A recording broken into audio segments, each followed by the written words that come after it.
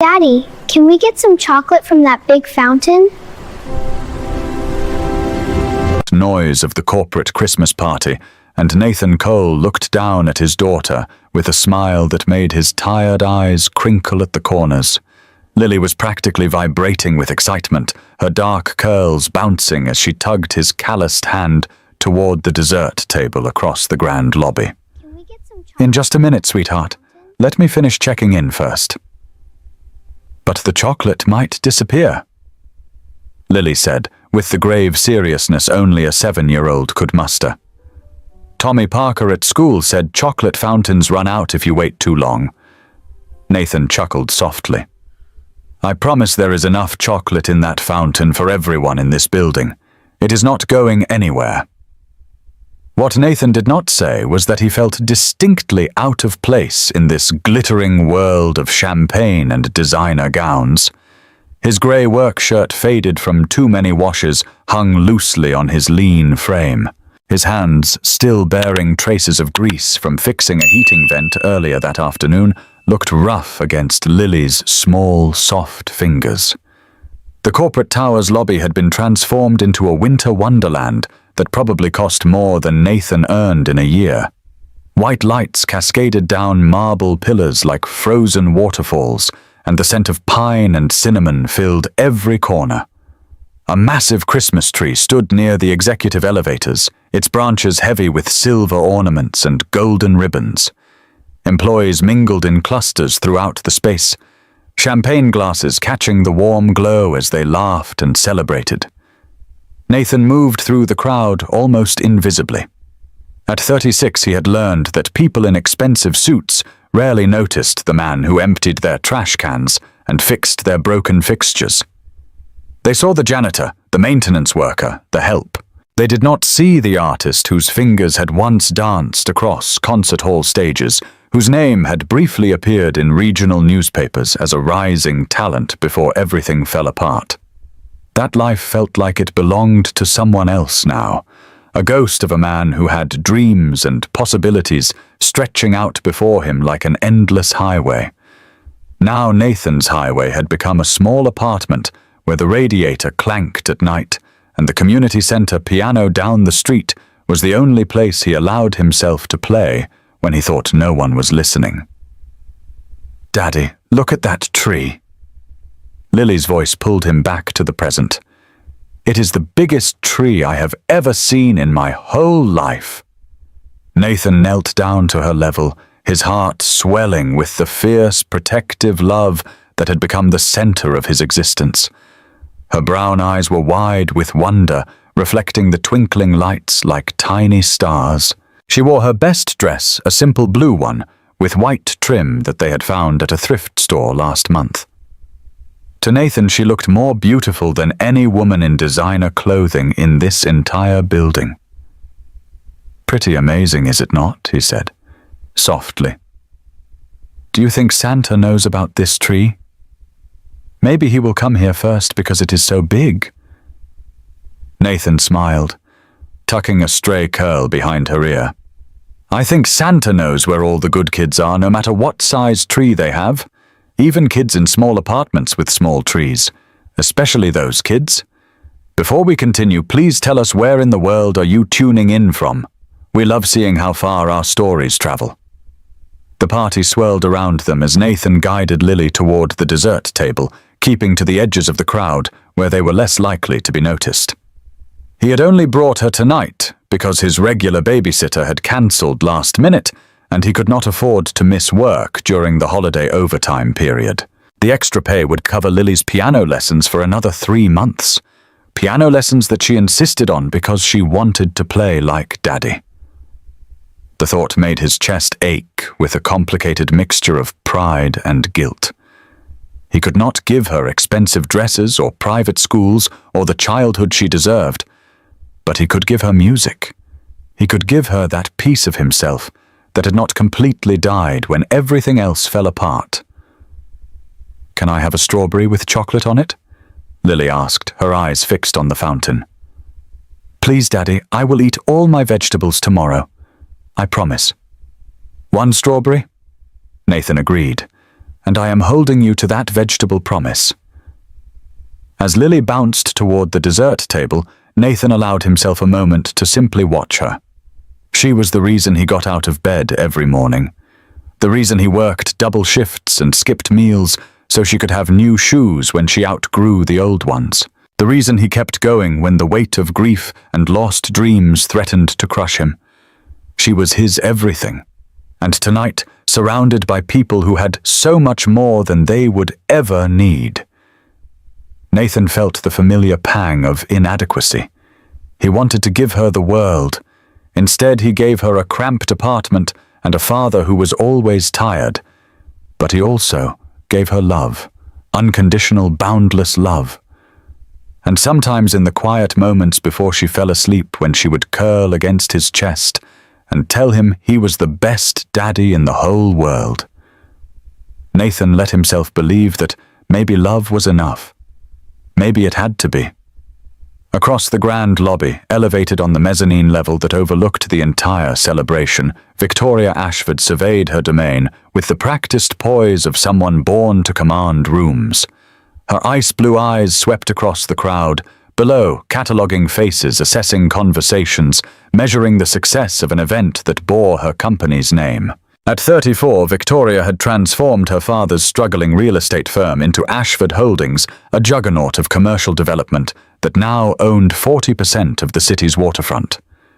The journey had cost her nearly everything: relationships, friendships, any semblance of a personal life. But the view from the top was exactly as impressive as she had always imagined it would be. Her honey-blonde hair fell in soft waves past her shoulders, catching the warm light from the crystal chandeliers above. The crimson dress she wore was a deliberate choice, a bold V neckline and form-fitting silhouette that hugged every curve and demanded attention without apology. In a room full of safe black dresses and conservative navy suits, Victoria Ashford was impossible to miss. But it was her eyes that truly arrested people. Ice blue and calculating, they seemed to measure every person, every angle, every potential weakness or opportunity. Most found her intimidating. Some called her ruthless behind her back, though never to her face. No one called her soft. The annual Christmas party was as much a strategic event as it was a celebration.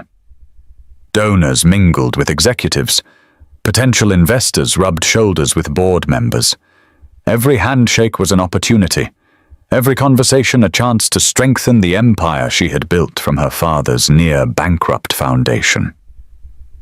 "Miss Ashford, you have outdone yourself this year."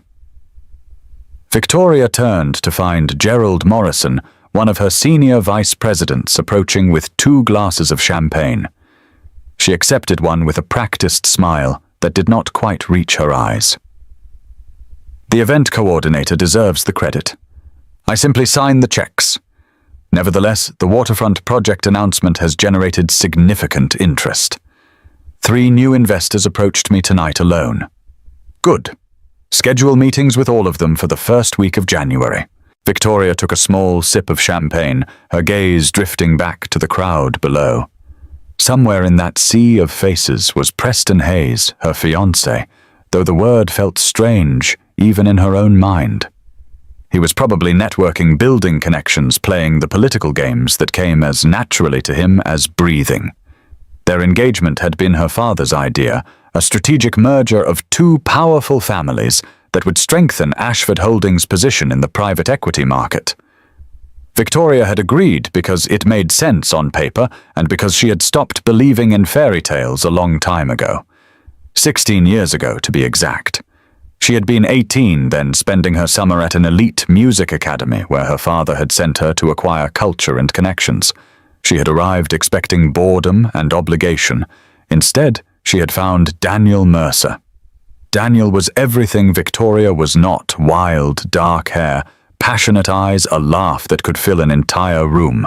He was a piano prodigy, the kind of talent that made you forget to breathe when he played. Where Victoria had been groomed for boardrooms and balance sheets, Daniel had been born for concert halls and standing ovations. He had written her a song that summer, just for her. The memory surfaced unbidden, as it always did this time of year. Daniel's hands moving across the piano keys under a sky full of stars. The melody that seemed to reach inside her chest and touch something she did not know existed.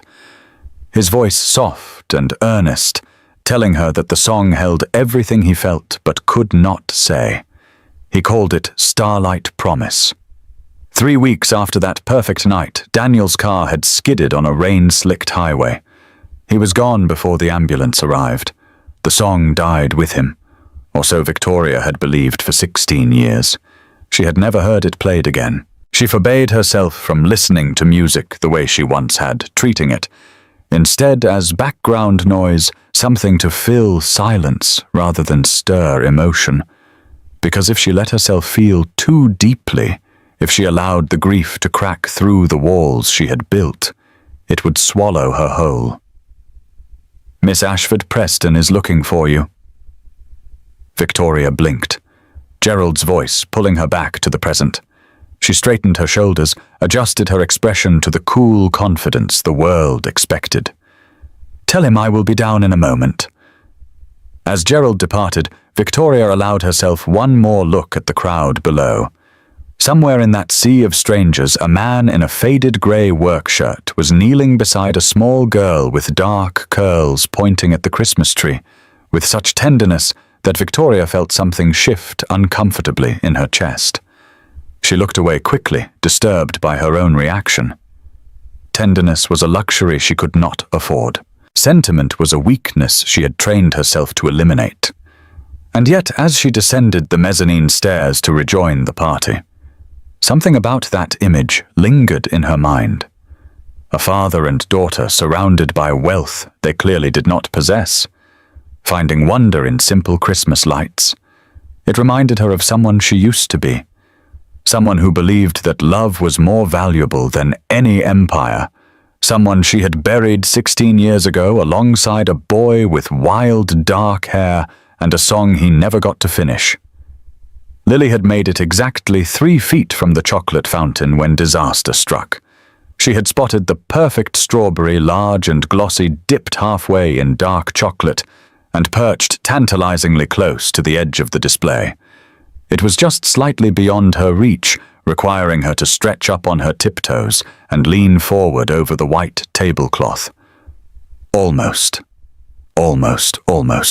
Her foot found something wet on the marble floor, champagne probably spilled by a careless guest who had not bothered to notice or clean up. Her ballet flat slipped sideways, her small body pitched forward, and before she could catch herself, Lily went down hard. Her knee cracked against the marble floor with a sound that was small but sharp, cutting through the ambient noise of the party like a blade.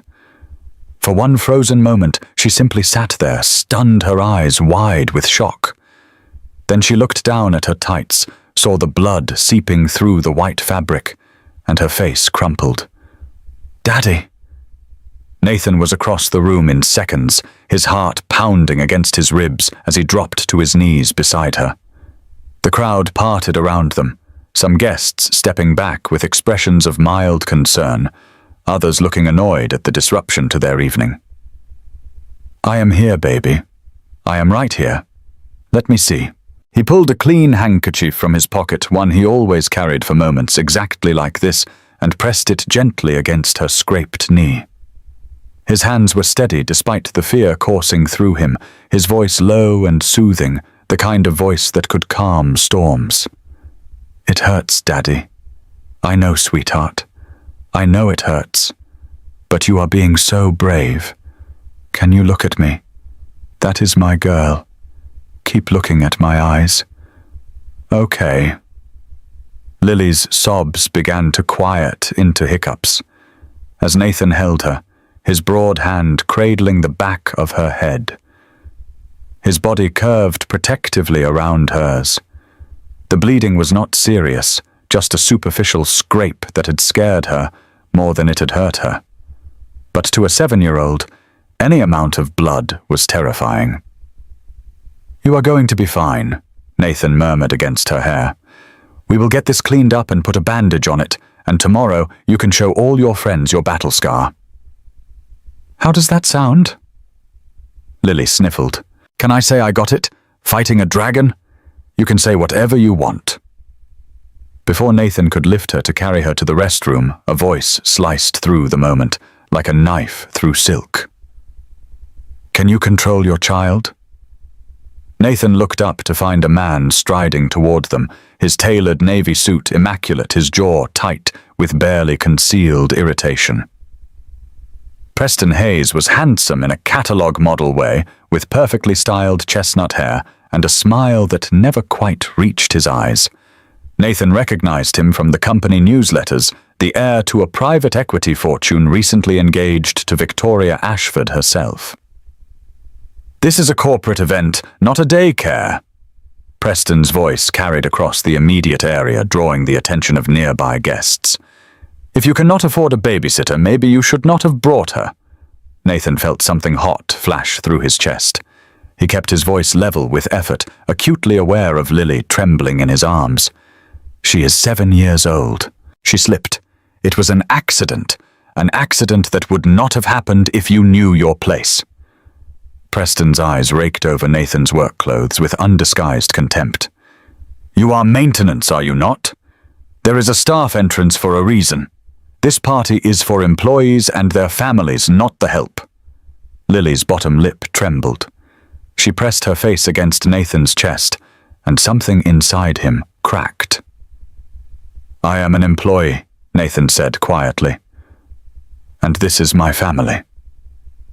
He opened his mouth to say more, to defend his daughter, to tell this arrogant man exactly what he thought of people who looked down on others based on the clothes they wore. But before he could speak, another voice cut through the tension. "You do not have the authority to speak to my employees that way." Victoria Ashford descended the last few steps from the mezzanine with deliberate grace, each footfall measured and purposeful. Her crimson dress caught the light as she moved, and the crowd seemed to part before her like water before a ship's prow. When she reached them, her ice-blue eyes fixed on Preston with a coldness that could frost windows. The entire room had gone silent, everyone watching, sensing that something significant was unfolding. "Ingrid." "I was just," Preston began. "Apologize." The word hung in the air between them. Victoria's expression did not waver, did not soften, did not offer any room for negotiation. "Now." Preston's face flushed crimson, a vein pulsing at his temple. For a moment it seemed like he might argue, might try to justify his cruelty, but something in Victoria's gaze must have warned him against it. "Sorry," he managed through clenched teeth. The word directed more at the floor than at Nathan or Lily. Victoria held his gaze for another long moment, letting the silence stretch until the apology felt as inadequate as it was. Then she turned to Nathan, and for just a moment her expression softened almost imperceptibly. She saw the way he held his daughter, the care in his touch, the protective fury barely restrained in the set of his shoulders. Something about the image triggered a feeling she could not name, a recognition that seemed to come from somewhere deep and long buried. "Take care of your daughter, Victoria," said gently. "The first aid kit is in the executive lounge, 5th floor. Take the private elevator." She gestured toward the brass doors behind the reception desk, her voice quiet enough that only Nathan could hear. "Thank you." Nathan managed his throat too tight for anything more. He gathered Lily into his arms and carried her toward the elevator, the crowd parting to let them pass. Behind him, he could hear the party slowly resuming conversations, picking up again, glasses clinking, the machinery of social interaction grinding back into motion. But he also heard Preston's voice, low and dangerous. "We will discuss this later, Ingrid." And Victoria's response sharp as broken glass. "Yes, we will." By the time Nathan and Lily returned to the party an hour later, her knee properly bandaged and her spirits restored by hot chocolate and cookies, provided by a kind executive assistant named Margaret. The celebration had grown louder and more boisterous. The champagne was flowing freely now, and the careful corporate restraint of the early evening had given way to genuine holiday cheer. Someone had opened the piano. Nathan noticed it immediately the way he always noticed pianos in any room he entered. It was a vintage Steinway, grand, beautiful, and clearly expensive, usually sitting covered and silent in the corner like a piece of furniture rather than an instrument. Tonight the cover had been removed, and a small crowd had gathered around it. A tipsy accountant was seated at the bench playing 3 chords with more enthusiasm than skill, while his colleagues laughed and requested Christmas songs he clearly did not know how to play. "Daddy, look." Lily tugged Nathan toward the instrument, her earlier trauma apparently forgotten in the excitement of seeing a piano up close. "Can you play?" she asked, her eyes bright with hope. "Just one song so I can sleep. My knee still hurts a little, and music always makes the hurting go away." Nathan hesitated. His fingers twitched at his sides. Muscle memory responding to the sight of black and white keys even as his mind resisted. He had not played publicly in years. The accident, the one that had shattered more than just his wife's car, had broken something in his soul as well.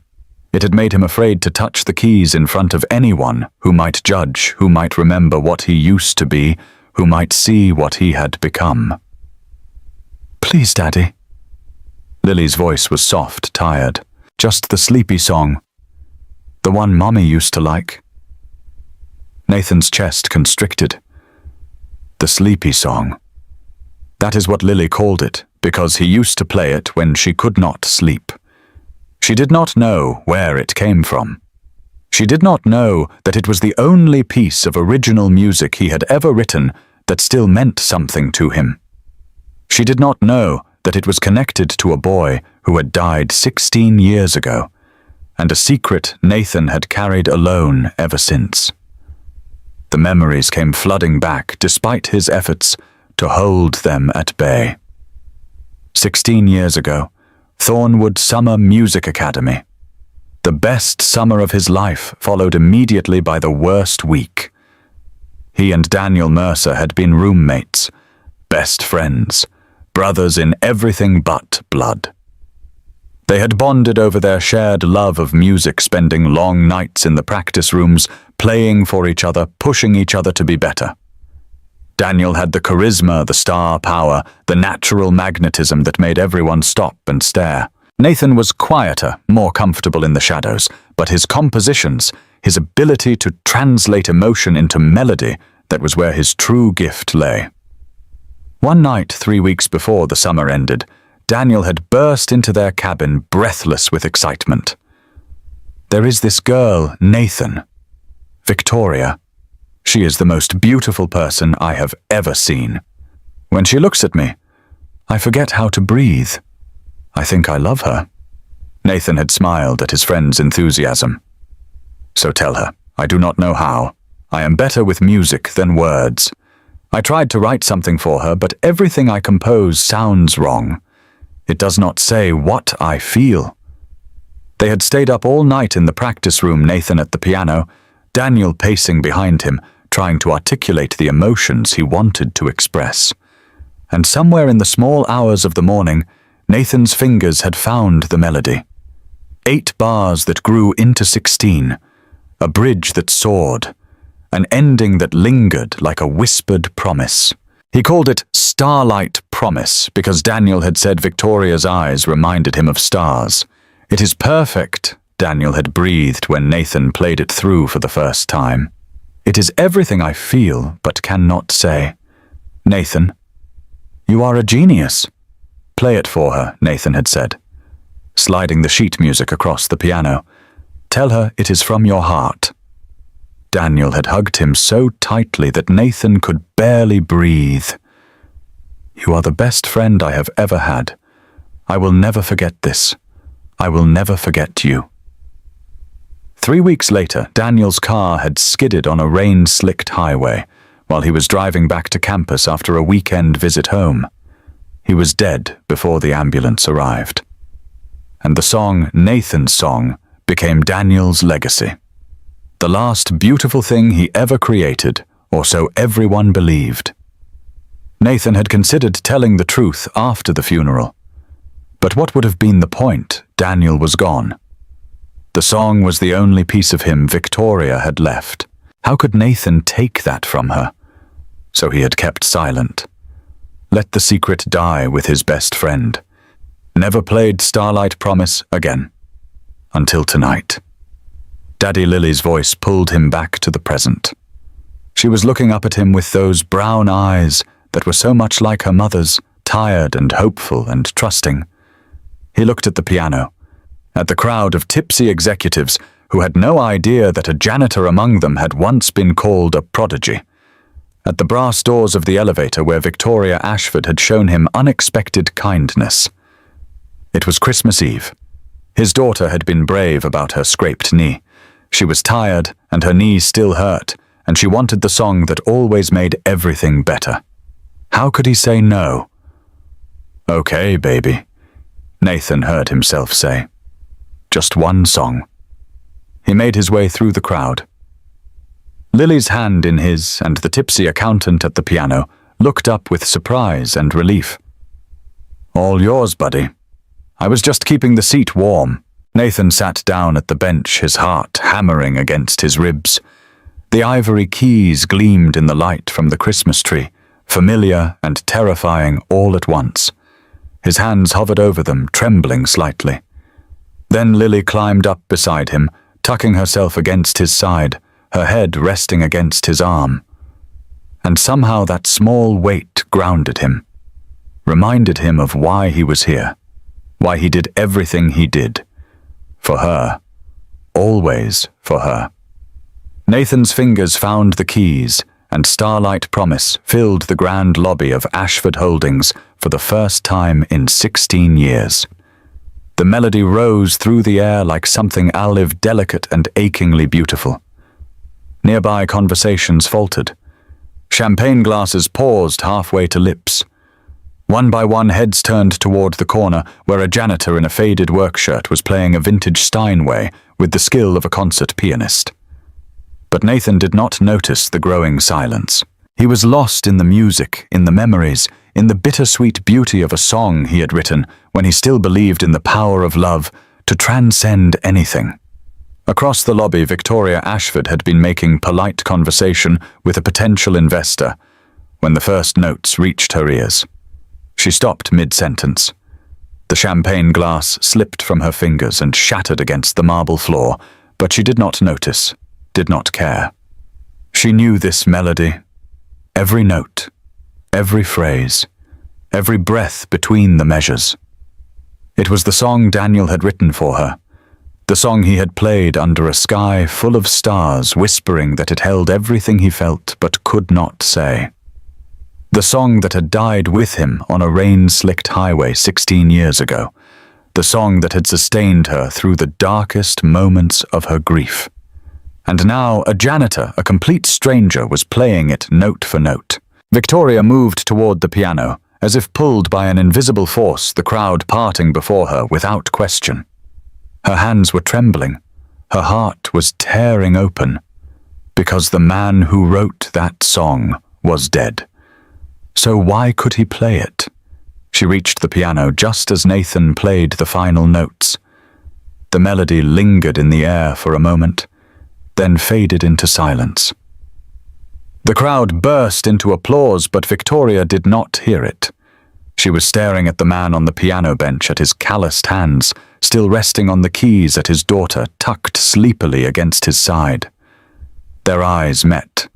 His were filled with years of hidden grief. Hers were filled with shock, confusion, and a desperate need to understand. The applause died away as people sensed that something profound was happening. Something that went far beyond a janitor playing an unexpected, beautiful song. "Where did you learn that song?" Victoria's voice came out barely above a whisper, cracked and raw with emotion. Nathan's throat constricted. He saw the pain in her eyes, recognized it as the mirror of his own. After 16 years, the secret he had buried was clawing its way out of the grave. It is a long story, he managed. I have time. Victoria's voice broke. That song. Daniel wrote it for me. And Daniel died 16 years ago. Lily had fallen asleep against Nathan's arm, her breathing soft and even. He looked down at his daughter, then back at the woman standing before him. The woman Daniel had loved. The woman Nathan had written a song for without ever meeting her. Daniel did not write it. Nathan whispered so quietly that only Victoria could hear. I did. The words hung in the air between them like a held breath. Victoria's face went white, and the world, as both of them had known it, began to shift on its axis. We need to talk. Victoria's voice was steady despite the earthquake happening inside her chest. She glanced around at the curious faces watching them, at the whispers already beginning to spread through the crowd. Not here, she added. Follow me. Nathan looked down at Lily, who was still sleeping peacefully against his arm, her small chest rising and falling with each breath. He gathered her carefully, cradling her against his shoulder, and stood. Victoria led him through the lobby, past the staring executives and the murmuring guests toward the private elevator she had mentioned earlier. She pressed her palm against the scanner, and the brass doors slid open silently. They rode up to the 5th floor without speaking. The elevator was lined with mirrors, and Nathan caught glimpses of their reflections, Victoria in her stunning crimson dress, him in his faded work shirt, his sleeping daughter between them. They looked like they belonged to different worlds. Because they did. Victoria's corner office was all glass and steel, with floor-to-ceiling windows that overlooked the glittering city below. She gestured toward a leather sofa against one wall. You can put her there. She will be comfortable. Nathan laid Lily down gently, tucking his jacket around her like a blanket. She stirred slightly, mumbled something about dragons, then settled back into sleep. When he turned around, Victoria was standing by the windows, her arms wrapped around herself, as if she were cold.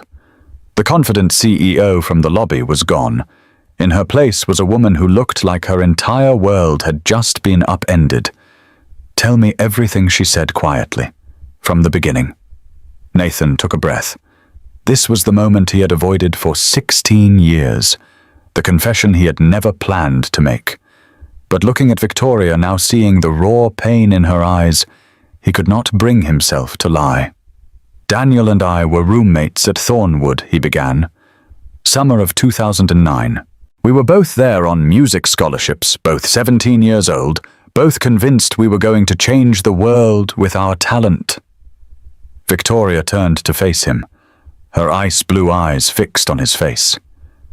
Daniel was magnetic, charismatic, the kind of person everyone wanted to be around. I was quieter, more comfortable in the practice rooms than at the social events, but we clicked from the first day. Best friends, brothers. Nathan moved to stand by the opposite window, putting distance between them, as if that would make the truth easier to deliver. One night, about 3 weeks before the summer ended, Daniel came back to our cabin completely beside himself. He told me there was a girl, Victoria. He said you were the most beautiful person he had ever seen, that when you looked at him he forgot how to breathe. He said he thought he was in love. Victoria's hand went to her mouth.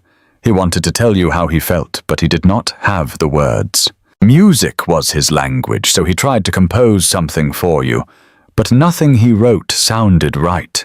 It did not capture what he felt. Nathan's voice grew thick with memory. So I stayed up all night in the practice room with him. He paced and talked about you while I sat at the piano, trying to translate his feelings into melody. And somewhere around 3 in the morning I found it. 8 bars that grew into 16, a bridge that soared, an ending that lingered. He called it Starlight Promise. Nathan continued, because he said your eyes reminded him of stars.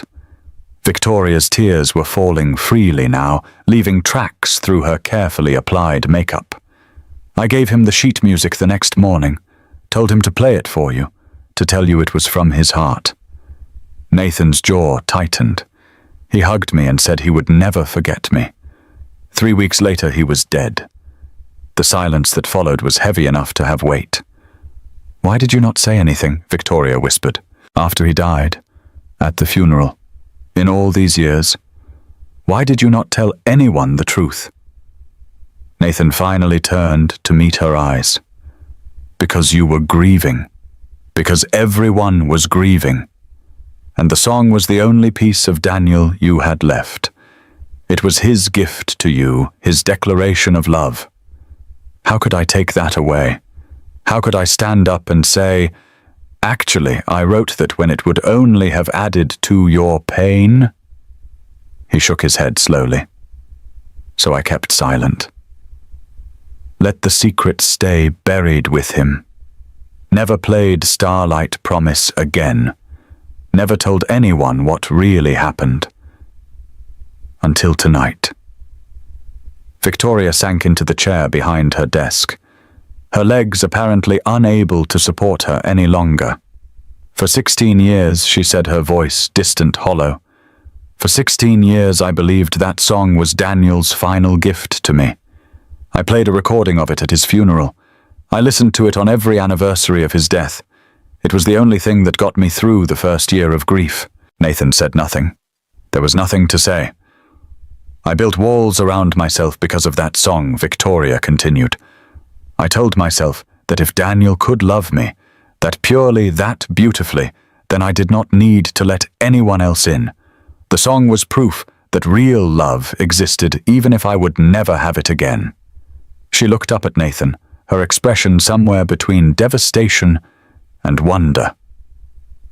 "And now you are telling me that the song that sustained me for 16 years was not from Daniel at all. It was from a stranger, a man I have never met."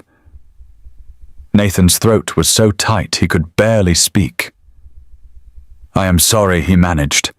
"I never meant to cause you more pain. I never meant for any of this to happen." Victoria was quiet for a long moment. Then she said something that surprised them both. "Do not apologize. Do not apologize for writing something that saved my life." Nathan blinked. "What?" "That song Starlight Promise, whatever its origin. It was the only thing that kept me going after Daniel died. It gave me a reason to believe that beauty could exist even in the darkest moments." She stood moving toward him slowly. "I do not know how to feel right now. I do not know if I am angry or grateful or heartbroken all over again. But I know one thing." She stopped a few feet away, close enough that Nathan could see the vulnerability beneath her Ice Queen armor. The man who wrote that song, who could translate pure emotion into melody like that, he is not just a janitor pushing a mop through my building. He is something extraordinary. Nathan looked away, uncomfortable with the praise. "I am not extraordinary. I am just a man trying to take care of his daughter." Victoria shook her head. "No, you are more than that. And I want to know how someone with your gift ended up cleaning floors in my building. Have you ever discovered a truth that changed everything you believed? Drop a comment below. Sometimes the hardest revelations lead to the most beautiful beginnings." Nathan moved to the window, putting his back to Victoria as he stared out at the city lights below. The question she had asked was one he usually avoided. But tonight in this office above the world, with his secret finally revealed, he found himself wanting to answer. "It is a long story," he said quietly. "I already told you." Victoria's voice was gentle now, stripped of its usual authority. "I have time." Nathan was silent for a moment, gathering the pieces of a past he rarely allowed himself to examine. "After Thornwood, I went to Juilliard. Full scholarship. Everyone expected great things. My professors said I had the potential to be one of the greats, that I could play at Carnegie Hall by 30. He laughed bitterly. I believed them. I was young and arrogant enough to think the world owed me something because I could make people cry with a piano. What happened? I met Claire. Nathan's voice softened around his wife's name the way it always did. She was a nursing student at Columbia. We bumped into each other at a coffee shop near campus, literally bumped into each other. I spilled my coffee all over her textbooks, spent the next 2 hours apologizing and buying her replacements. Victoria found herself smiling despite the heaviness of the moment. She was nothing like the women I was supposed to date. Nathan continued. The music world was full of socialites and patrons who saw performers as accessories. Claire did not care about any of that. She just saw me. The real me, not the prodigy or the rising star. You loved her, more than anything. We got married right after graduation. I started touring regionally, building a reputation. She worked night shifts at a hospital downtown. We had a cramped apartment that was always too hot in summer and too cold in winter, but it felt like a palace because we were together. Nathan's hands clenched at his sides. Then Lily came along, and suddenly every ambition I had ever had seemed insignificant compared to this tiny person who needed me. Victoria watched him silently, sensing that the story was about to take a darker turn. Claire went back to work when Lily was 2. I stayed home with the baby during the day, practiced at night, took whatever performing gigs I could fit around our schedule.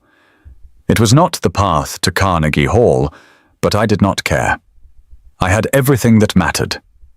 Nathan's voice dropped. 4 years ago, Claire was driving home from a night shift. It was February. Cold. The roads were icy but manageable. She had driven that route 1,000 times. He stopped, and Victoria saw his shoulders tighten. A truck ran a red light 3 blocks from our apartment. The driver had been on the road for 20 hours. He fell asleep at the wheel. Victoria's hand went to her chest. Claire was dead before the ambulance arrived. I was at home teaching Lily to play Twinkle, Twinkle, Little Star on a keyboard I had bought at a yard sale. The phone rang at 2:47 MA. I remember the exact time because the clock on the wall seemed to freeze when I heard the words.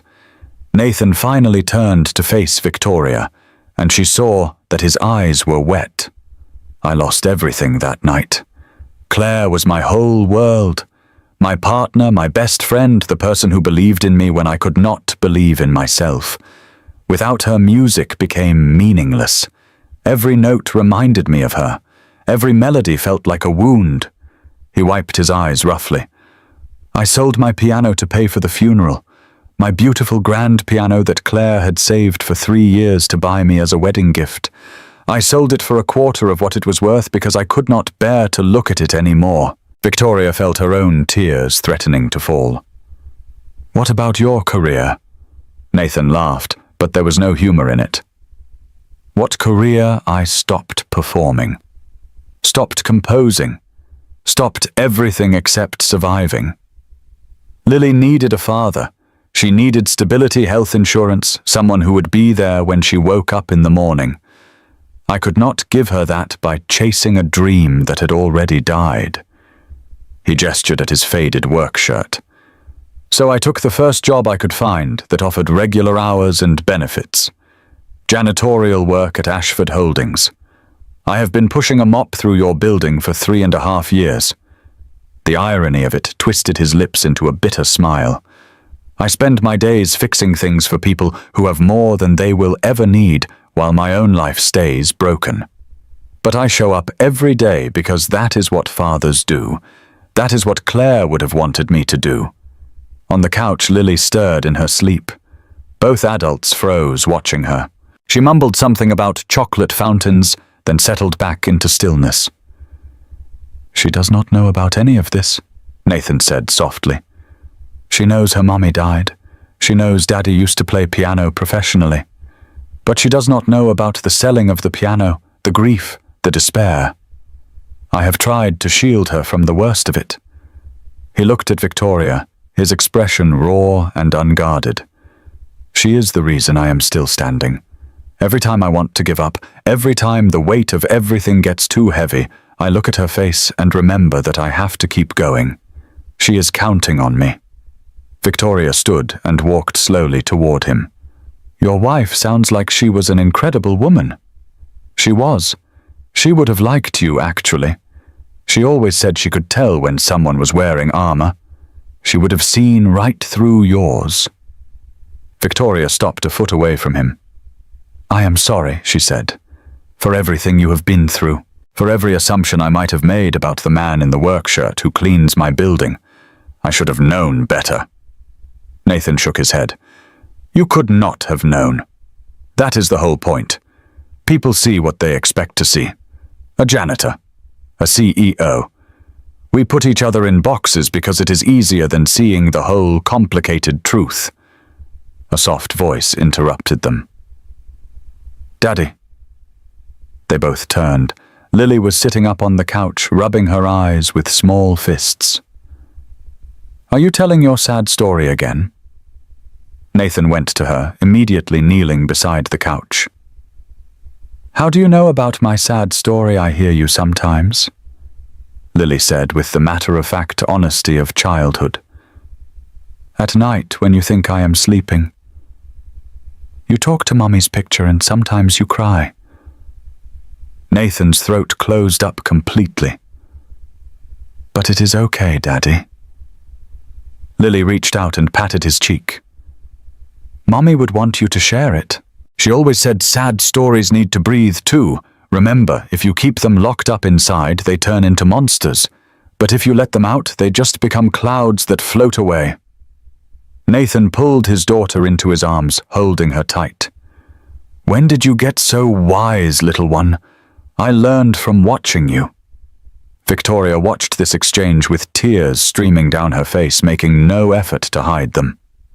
This child, this beautiful, innocent child who had lost her mother at 3 years old, who lived in a cramped apartment with a father who worked double shifts just to keep the lights on, who had somehow learned to comfort instead of being comforted. This was what love looked like. Not board meetings and strategic mergers. Not crimson dresses and corner offices. Just a father and daughter holding each other in the middle of the night, reminding each other that they were not alone. For the first time in 16 years, Victoria Ashford felt the walls around her heart begin to crack. The hour that followed was unlike anything Victoria had experienced in years. She ordered food from the building's overnight catering service, simple things like sandwiches and fruit that Lily could eat when she woke properly. Nathan protested that she did not need to do that, but Victoria waved away his objections with a firmness that surprised even her. You have been working all day, your daughter scraped her knee, and you just relived what sounds like the worst years of your life. The least I can do is provide a sandwich. They sat on opposite ends of the leather sofa, while Lily dozed between them, Nathan's jacket still serving as her blanket. The conversation drifted away from heavy topics, settling into something lighter. Nathan talked about Lily's obsession with dragons and her recent discovery that butterflies were actually caterpillars that transformed a concept that had blown her 7-year-old mind. She asked me if people could transform too, Nathan said, with a soft laugh. If we could wrap ourselves in blankets and come out different. What did you tell her that some people do? That the transformation just takes longer and does not involve wings, although sometimes it feels like it should. Victoria smiled. It was a real smile, not the practiced one she used in boardrooms. It transformed her face in a way that made Nathan's breath catch. She told me about Thornwood, about the girl she used to be before grief had hardened her, about the summers she spent reading poetry under willow trees and believing that love could conquer anything, about the moment she got the phone call telling her Daniel was dead and how something inside her had simply shut down. I stopped feeling things, Victoria admitted. It was easier than feeling everything. So I buried myself in work, built this empire as armor against the world, agreed to marry a man I do not love because my father said it was strategic. She looked at Nathan, vulnerability flickering in her ice-blue eyes. I have spent 16 years making decisions based on logic and advantage. Not once in all that time did I choose something just because I wanted it. Not once did I let myself want anything at all. Nathan was quiet for a moment. That sounds exhausting. It is. Victoria's laugh was brittle. I am so tired, Nathan. Tired of being the Ice Queen. Tired of measuring every conversation for potential weakness. Tired of waking up every morning and putting on armor before I have even had coffee. Then stop. The words hung in the air between them. It is not that simple, Victoria said. Is it not? Nathan leaned forward slightly. I used to think grief was this monster that would swallow me whole if I let my guard down for even a second. So I kept running, kept working, kept pushing forward because stopping meant falling apart. He gestured at Lily, still sleeping peacefully between them. But then I realized something. You cannot outrun grief. You cannot work hard enough to make it disappear. The only way past it is through it. You have to let yourself feel even when it hurts, especially when it hurts. Victoria's eyes were glistening. What if I have forgotten how? You have not. You just buried it deep. Nathan's voice was gentle.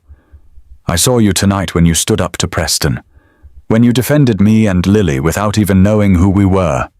That was not strategy. That was instinct. That was the person you really are trying to break through the armor.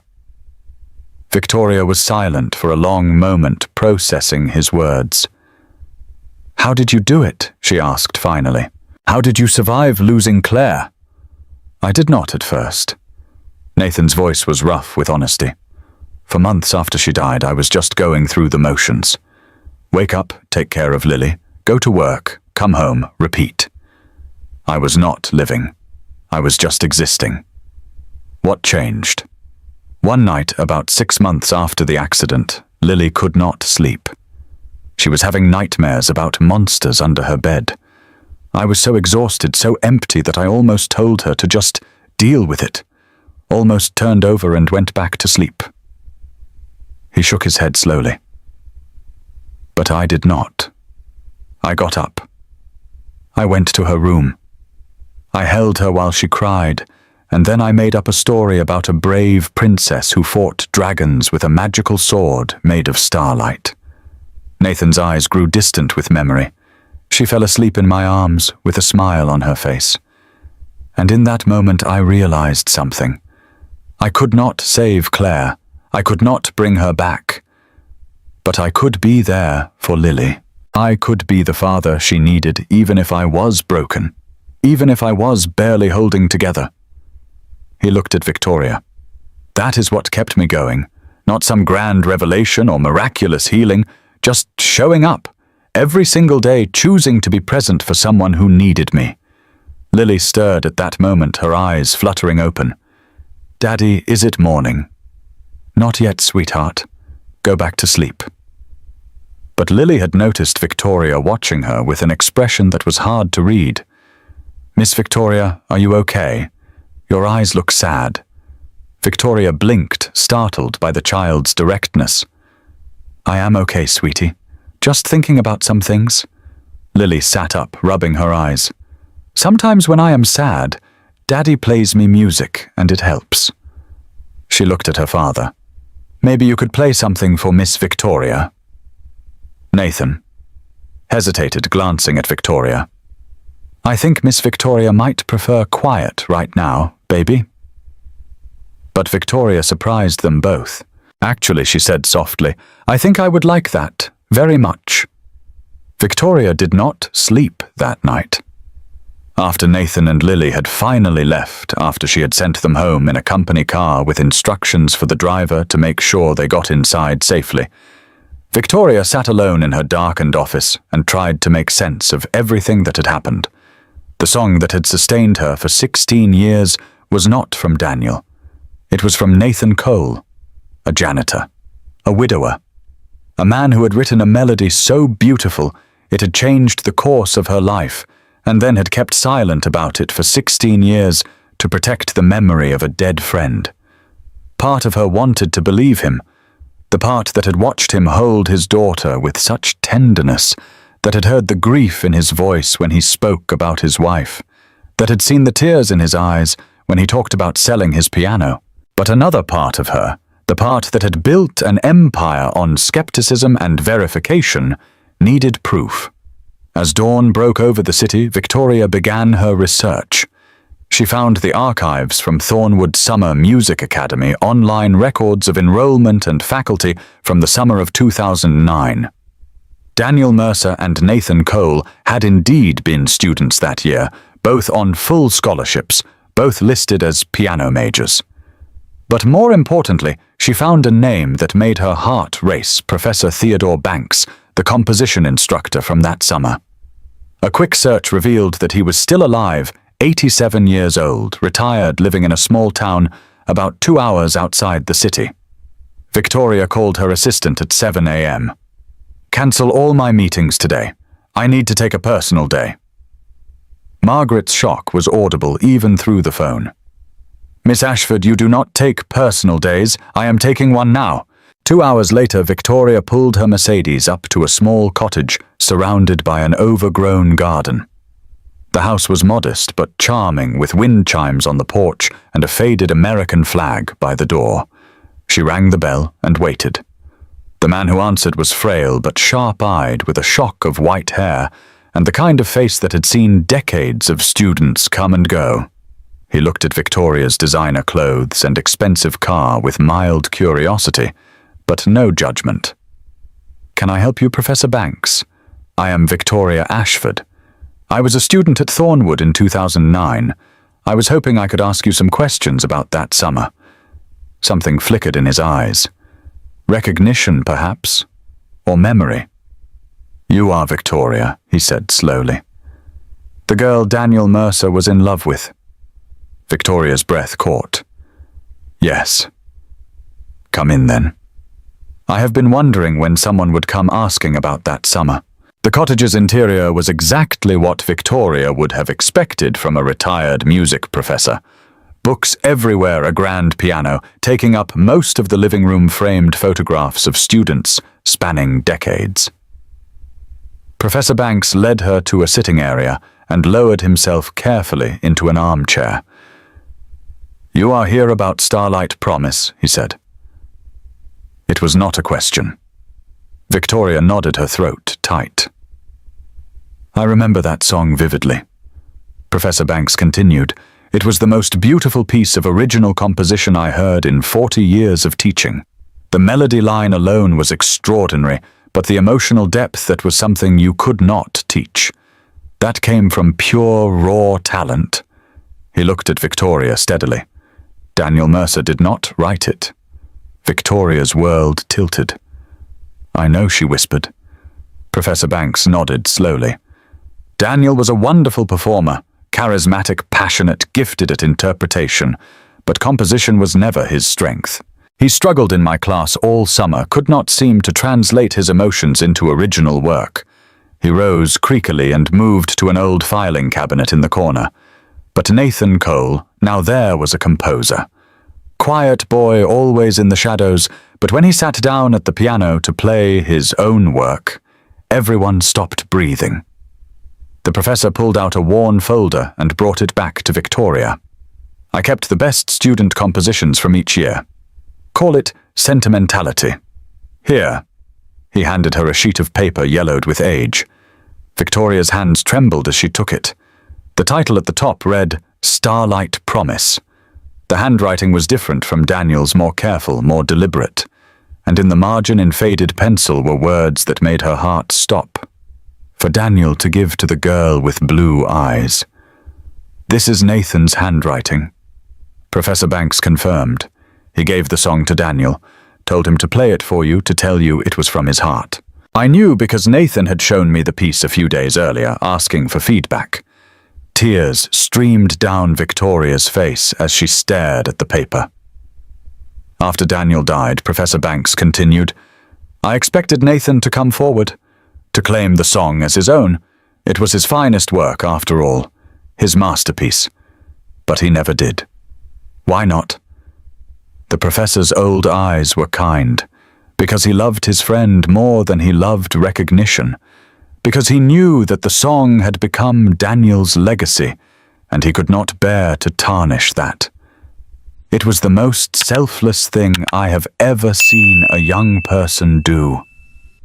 Victoria clutched the paper to her chest, feeling 16 years of carefully constructed reality crumble around her. "What happened to him?" she asked. "Nathan, I mean." "After that summer." The professor shook his head sadly. "I do not know. I wrote him a letter of recommendation for Juilliard, heard he was doing well for a few years. Then he just disappeared from the music world. I always wondered what happened to that talented young man." Victoria thought about Nathan in his faded work shirt, pushing a mop through the building she owned. "I think," she said slowly, "that life happened. The way it always does." She stayed for another hour looking at photographs from that summer, hearing stories about Daniel and Nathan and the friendship that had produced something beautiful. When she finally left, Professor Banks pressed the original sheet music into her hands. "Take it," he said. "It belongs with someone who understands what it means." As Victoria drove back to the city, the paper on the seat beside her, she thought about everything she had learned. About Daniel, who had taken credit for a gift given in friendship. About Nathan, who had kept silent for 16 years to protect a memory. About herself, who had built an empire on the foundation of a lie she had not known was a lie. The truth was undeniable now, and she had no idea what to do with it. Victoria arrived back at her apartment to find Preston waiting. He was sitting in her living room, having apparently used the spare key she had given him months ago, his tailored suit jacket draped over the arm of her sofa, a glass of her expensive whiskey in his hand. "Where have you been?" His tone was casual, but his eyes were cold. "Out," Victoria said shortly. "It is not your concern." Preston set down the whiskey and stood moving toward her with the deliberate grace of a predator. "It is my concern when my fiancé disappears for an entire day without explanation. We have a wedding to plan, Ingrid. Meetings with caterers and photographers and venue coordinators. You cannot just vanish whenever you feel like it." Victoria felt something twist in her stomach. The engagement ring on her finger suddenly felt heavy wrong. "Something came up," she said. "Something important. More important than our future." Victoria met his eyes directly. "Yes. Actually, it was." Something dangerous flickered across Preston's face. The handsome facade cracked for just a moment, revealing the coldness beneath. "This is about that janitor, is it not?" Victoria's breath caught. "What, do not insult my intelligence?" Preston's voice was quiet, controlled, infinitely more threatening than shouting would have been. "I have sources everywhere in that building. I know you spent hours alone with him in your office last night. I know you sent him home in a company car. I know you took a personal day today, which you have never done in your entire career." He stepped closer, close enough that Victoria could smell the whiskey on his breath. "So I will ask again. What exactly is going on with you and the maintenance worker?" Victoria's chin lifted. "His name is Nathan Cole, and what happened between us is none of your business. Everything about you is my business." Preston's mask slipped further, revealing something ugly beneath. "We are engaged. Our wedding is in 5 weeks. Do you have any idea what it would do to my reputation, to our family's reputations, if people found out my fiancé was carrying on with the help I am not carrying on with anyone?" Victoria's voice was ice. "Nathan is a person, a talented, extraordinary person who has been through more pain than you could possibly imagine, and I will not apologize for treating him with basic human decency." "Basic human decency." Preston laughed, but there was no humor in it. "You defended him in public. You humiliated me in front of the entire company. for a janitor and his brat daughter. The word brat ignited something in Victoria. Get out! Excuse me, get out of my apartment, now! Preston's expression shifted. The anger was still there, but calculation was creeping in alongside it. Think very carefully about what you are doing, Ingrid, he said softly. This merger our engagement. It is not just about us. Your father has invested everything in this union. The board expects it. Investors are counting on the stability it represents. He picked up his jacket, sliding it on with deliberate slowness. If you back out now, there will be consequences. I have connections, information leverage. Your father and I have spent months positioning this merger for maximum impact. His smile was cold. You will walk down that aisle, Ingrid, or you will lose everything. He left without another word, the door clicking shut behind him with a sound of finality. Victoria stood alone in her apartment, her heart pounding, her hands shaking with a combination of rage and fear. Preston was right about one thing. Backing out of this engagement would have consequences. Her father would be furious. The board might question her judgment. The carefully constructed image she had built over 16 years could crumble. But standing there in the silence of her empty apartment, Victoria realized something. For the first time in 16 years, she wanted something for herself. Not for the company, not for her father, not for strategic advantage or shareholder value. She wanted to know Nathan Cole. She wanted to understand the man who had written a song so beautiful it had changed her life. She wanted to see where this unexpected connection might lead. It was terrifying. It went against everything she had been taught about power and control and never showing weakness.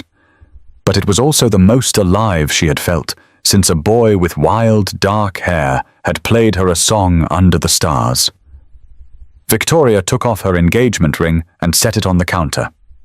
Then she picked up her phone and found Nathan's employee file. Saturday afternoon found Victoria driving through a part of the city she had never visited before. The neighborhood was modest older buildings, with faded paint and small yards, a far cry from the gleaming towers and manicured parks of her usual world. But there was something charming about it too, something lived in and real that her penthouse apartment had never possessed. She had found Nathan's address in his employee file, but when she reached his building, the elderly woman watering plants on the stoop told her he was not home. Try the community center. 2 blocks over, the woman said, studying Victoria's expensive clothes with curious but not unfriendly eyes. He teaches piano there on Saturdays. Victoria thanked her and walked, leaving her Mercedes parked on the street like a beacon from another world. The community center was a small building with peeling paint and a basketball court out front where teenagers were playing a noisy game. But through the open windows, Victoria could hear something beautiful, the sound of a piano played with skill and passion that seemed impossible in such humble surroundings. She entered quietly, following the music down a narrow hallway to a room at the back. What she found there made her stop in the doorway, tears unexpectedly stinging her eyes. Nathan sat at an old upright piano surrounded by 5 children of varying ages. He was teaching them basic scales, his hands demonstrating the finger positions, while his voice offered patient encouragement. Good, Marcus. Now try it again a little slower this time. Remember, it is not about speed. It is about feeling each note. A boy of about 10, gangly and uncertain, tried the scale again. This time the notes came out cleaner, more deliberate. That is it, Nathan said, and the smile on his face was the most beautiful thing Victoria had ever seen. That is exactly it. Did you feel the difference? The boy nodded, grinning with pride. In the front row of the small audience of parents and siblings, Lily sat watching her father with adoration in her eyes. She wore a dress that was clearly second-hand, but clean and neat, her dark curls pulled back with a ribbon that did not quite match.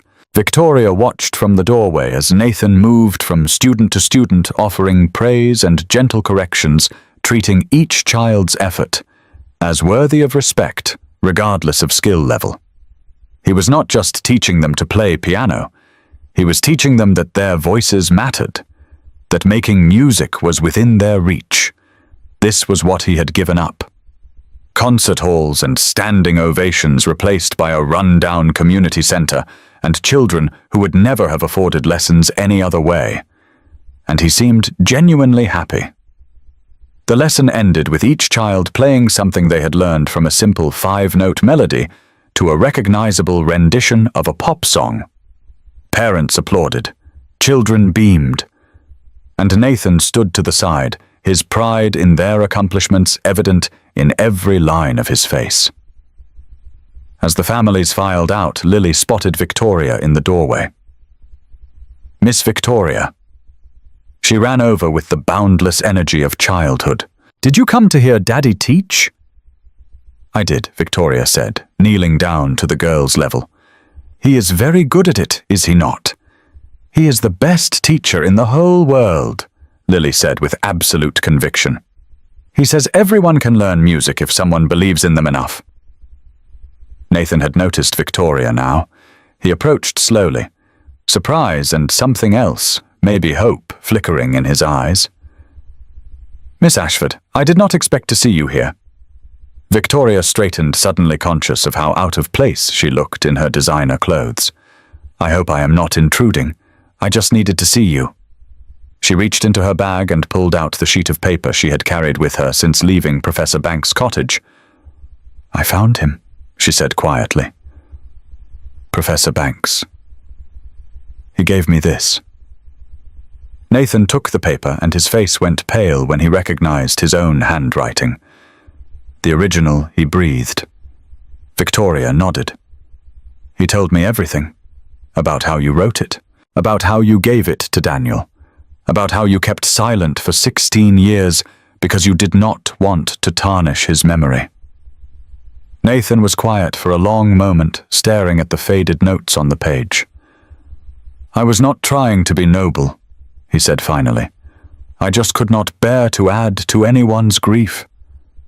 Daniel was gone. The song was all you had left of him. What good would the truth have done? If this story is touching your heart, let me know by hitting that like button. Your support helps us bring more stories like this to you." Victoria stepped closer. "The truth matters, Nathan. It always matters.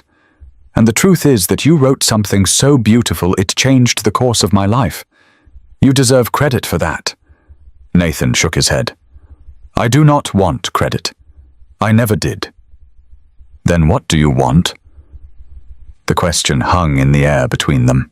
Nathan looked at her, at this woman who had descended from her tower to find him in a run-down community center, who had driven 2 hours to verify his story, who was looking at him not with pity, but with something that looked almost like wonder.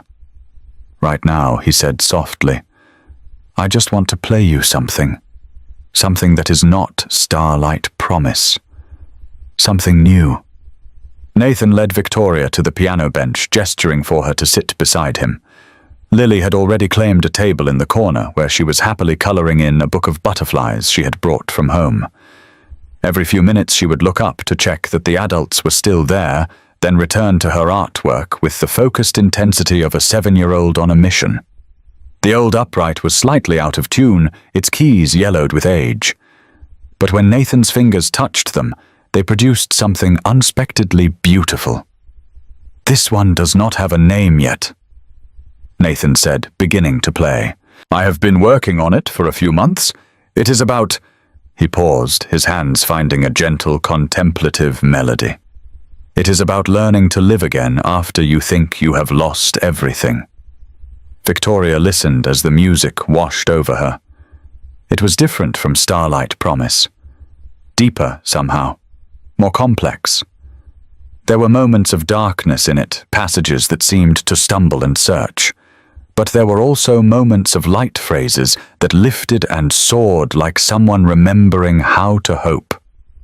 When he finished, the silence felt sacred. "That was beautiful," Victoria whispered. Nathan stared at the keys. I have not played it for anyone else. I was not sure it was ready. I am not sure I was ready. Why play it for me? Nathan finally looked at her. Because you are the first person in 4 years who has looked at me and seen something other than what I have become. You see what I used to be, what I might still be capable of. Victoria felt tears threatening again. She had cried more in the last 48 hours than in the previous decade.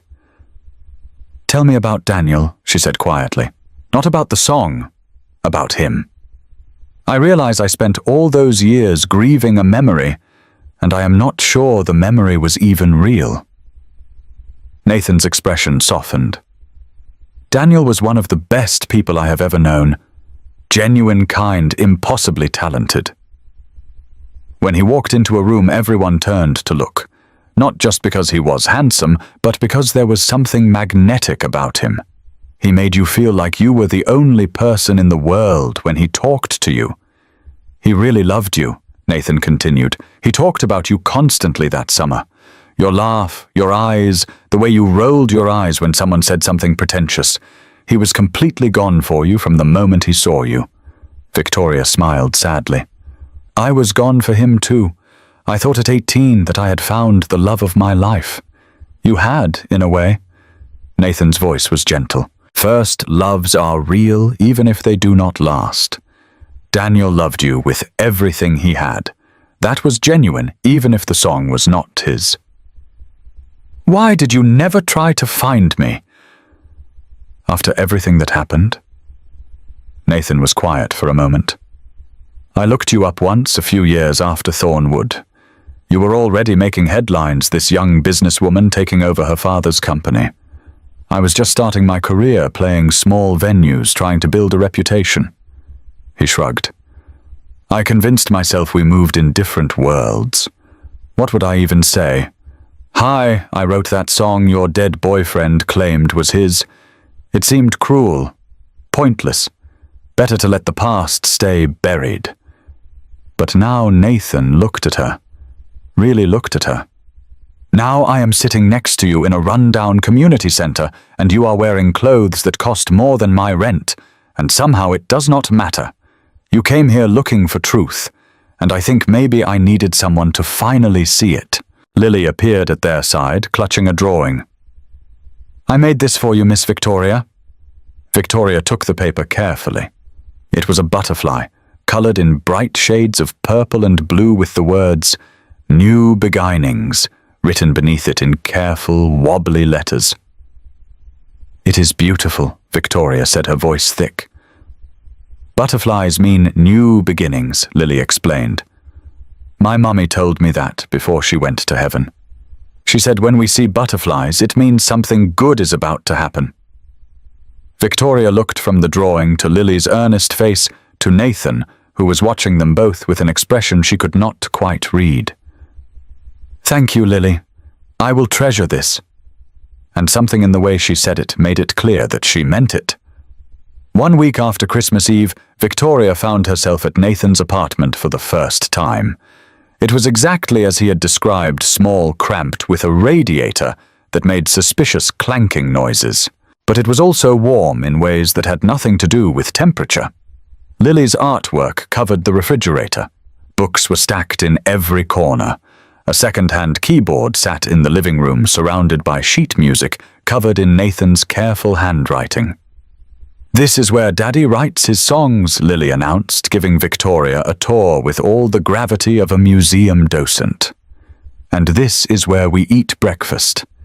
And this is my room. Want to see my dragons? Victoria ended up sitting on Lily's bed for 20 minutes being introduced to every stuffed dragon in the collection and hearing elaborate backstories about their adventures. This one is Sir Scorch, Lily explained, holding up a purple dragon with slightly crossed eyes. He is the bravest, but also the silliest. He once tried to roast a marshmallow and accidentally set his own tail on fire. What happened then? His friends helped put it out. That is what friends do. They help each other even when you make mistakes. Nathan appeared in the doorway with cups of hot chocolate, watching his daughter charm this billionaire CEO with stories about stuffed animals. "I see you have met the dragon army." "They are very impressive," Victoria said, accepting the hot chocolate. "Sir Scorch was just telling me about his marshmallow incident." Nathan grinned. "That is a cautionary tale about the importance of fire safety." Required reading in this household. 2 weeks later, they had their first real date, a casual pizza place far from the prying eyes of business associates and society reporters. Lily came along, dominating the conversation with stories about school and her ongoing campaign to convince her teacher that dragons were real. "She says there is no scientific evidence," Lily complained through a mouthful of pepperoni. "But just because we have not found dragon bones does not mean they did not exist. Maybe they were really good at hiding." A compelling argument, Victoria agreed seriously. Nathan caught her eye over Lily's head, and they shared a smile that said more than words ever could. 3 weeks after that first night, Victoria opened up about her father. They were sitting on Nathan's tiny balcony after Lily had gone to bed wrapped in blankets against the January cold, drinking wine that Victoria had brought because Nathan's budget did not extend to anything beyond the basics. "He has controlled everything in my life," Victoria admitted. "My education, my career, my relationships. When I was growing up, I thought that is just what fathers did. I thought the constant pressure to be perfect meant he loved me." "What changed your mind?" Victoria stared at the city lights in the distance. "Preston. My father chose Preston for me the way you would choose a stock to invest in. Good family, solid returns, strategic advantage. And I agreed because by that point I had forgotten that I was allowed to want things for myself." She looked at Nathan. "You are the first thing I have wanted just for me, not for the company, not for my father, just because being with you makes me feel like the person I was before everything got so complicated." Nathan set down his wine and took her hand. "I am scared too," he admitted. "I have nothing to offer someone like you. No money, no status, no fancy apartment. I am a janitor who plays piano in community centers and can barely afford to buy his daughter new shoes." Victoria squeezed his hand. "You have everything that matters.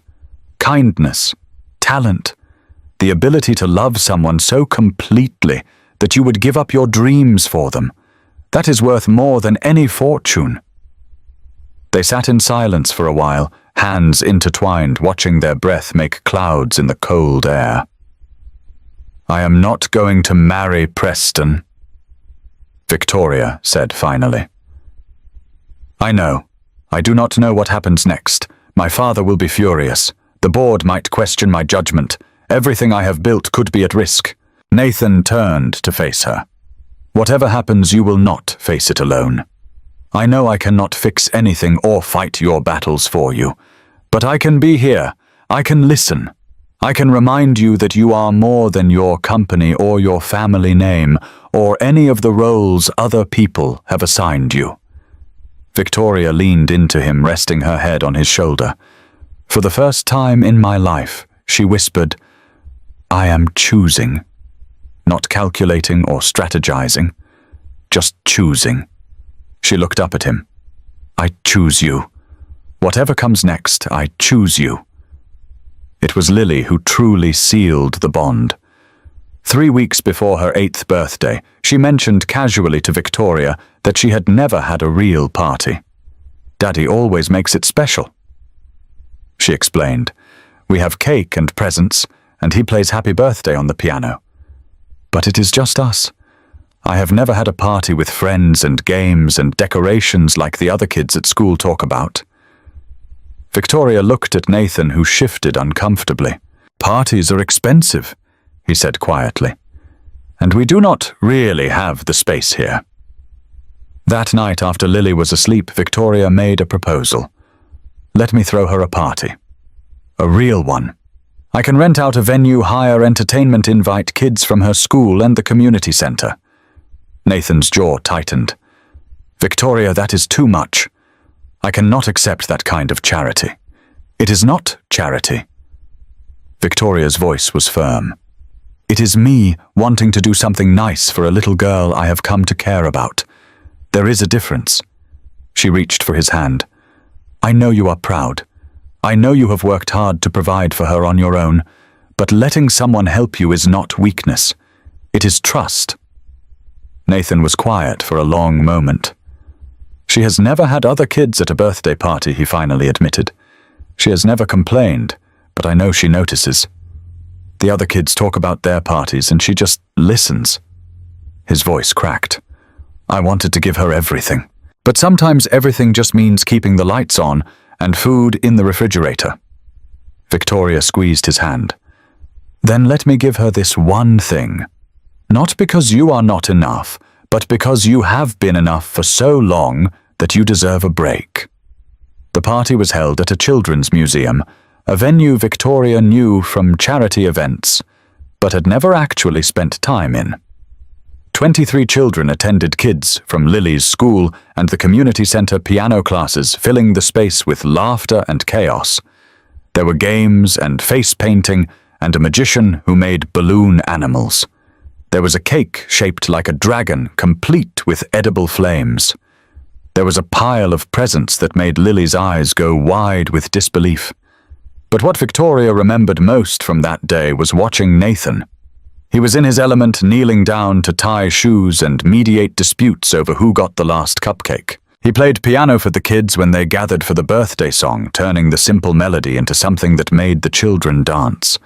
He held Lily on his shoulders when she could not see the magician over the crowd.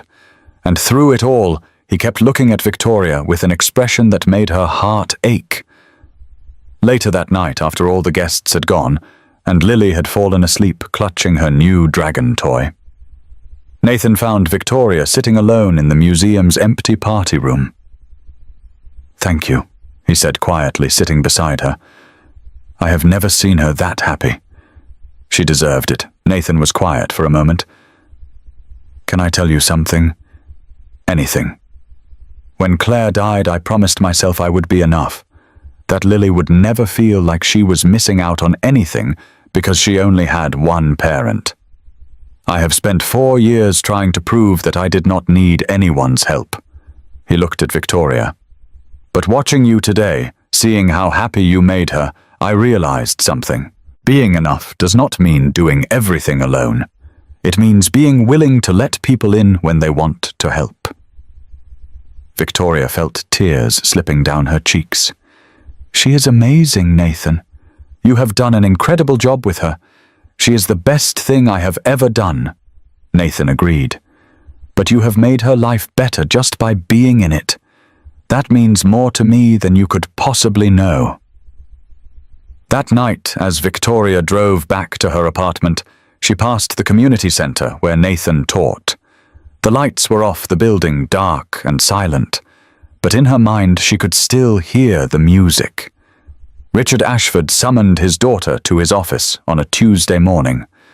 The corner office at Ashford Holdings had been his domain for 30 years, decorated with the trophies of his success awards and photographs and expensive artwork that spoke to his wealth and influence. He sat behind his massive desk like a king on a throne, studying Victoria with the cold calculation she had grown up learning to fear.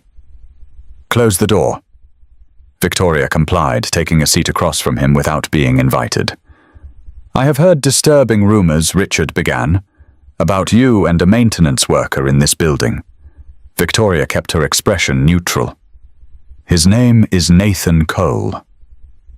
I do not care what his name is. Richard's voice was sharp. I care that my daughter, the CEO of a company worth billions, is apparently carrying on some kind of relationship with a man who cleans toilets for a living. He is a musician, Victoria said quietly. A brilliant one. He teaches piano to underprivileged children. He is raising his daughter alone after losing his wife. He is one of the best people I have ever met. Richard's laugh was cold. A musician. Wonderful. Does this musician know about the Ashford fortune? Does he know what you are worth? He does not care about money. Everyone cares about money, Ingrid. Richard leaned forward. I did not build this empire so you could throw it away on some romantic fantasy. You are engaged to Preston Hayes. The wedding is in 3 weeks. Everything has been arranged. Victoria met her father's eyes directly. I am not marrying Preston. The silence that followed was deafening. Excuse me, you heard me. Victoria's voice was steady, despite her pounding heart. I do not love him. I never did. The engagement was a business arrangement that you made without my consent. Richard's face had gone purple. Without your consent, I have given you everything. This company, this apartment, this position, all of it came from me. And this is how you repay me. By throwing it away for a janitor. Victoria stood. You gave me things, Father. You never gave me a choice. I have spent my entire life performing according to your script, and I am done. Richard stood too, his voice dropping to a dangerous whisper. If you do not marry Preston, I will remove you as CEO. I will take back the apartment, the car, everything I have given you. He smiled, but there was no warmth in it. You want to choose the janitor, fine. But you will do it with nothing. Let us see how long your romance lasts when you are as poor as he is. Victoria's chin lifted. Then take it all. The words surprised them both. I would rather have nothing than spend one more day living a life that is not mine. She walked out before he could respond, her heart pounding so hard she could feel it in her throat. War had been declared. The story broke 3 days later. Ashford CEO in shocking affair with building janitor. The headline was everywhere, accompanied by photos that had clearly been taken without Victoria's knowledge, her entering Nathan's building, them walking together in the park, Lily holding her hand at the birthday party. Preston had followed through on his threats. The article was full of insinuations and careful wordings that stopped just short of libel. It questioned Victoria's judgment, her fitness to lead, her mental stability. It painted Nathan as a gold digger who had targeted a vulnerable widow for her fortune, never mind that Victoria was not a widow, and Nathan had no idea about her money when they first met. The company's stock price wobbled. Board members demanded emergency meetings. Reporters camped outside Victoria's apartment and Nathan's building. Nathan called Victoria that night, his voice heavy with guilt. This is my fault. If I had just stayed away, if I had not let myself get close to you. Do not, Victoria interrupted.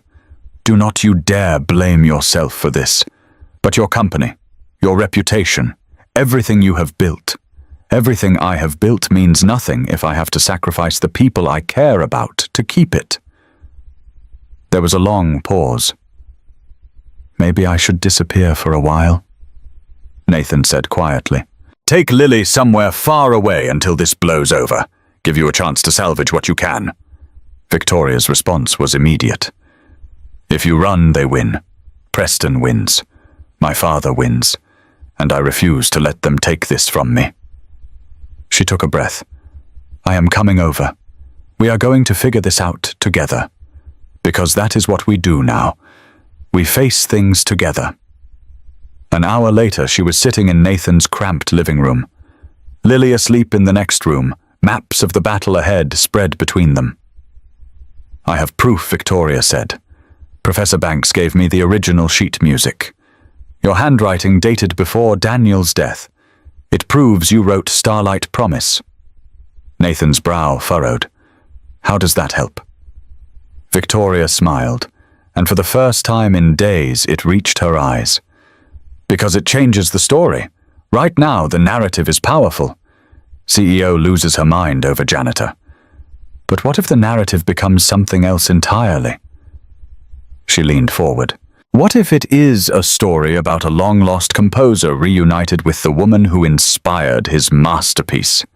A story about artistic integrity and true love triumphing over corporate manipulation.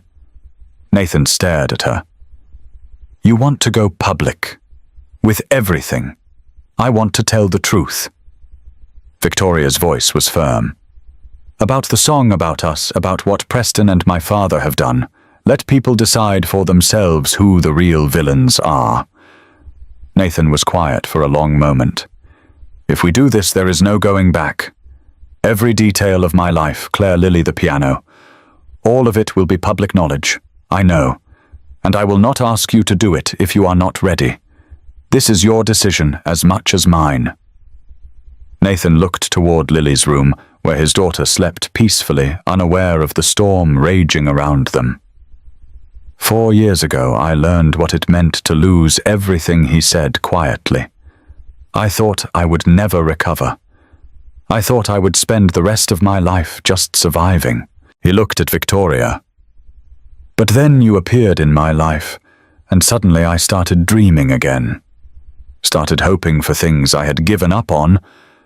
His jaw tightened with determination. I am not going to let fear steal that from me. Not from us. He reached for her hand. Let us tell the truth. All of it. And let the chips fall where they may. Professor Theodore Banks became an unlikely media star at 87 years old.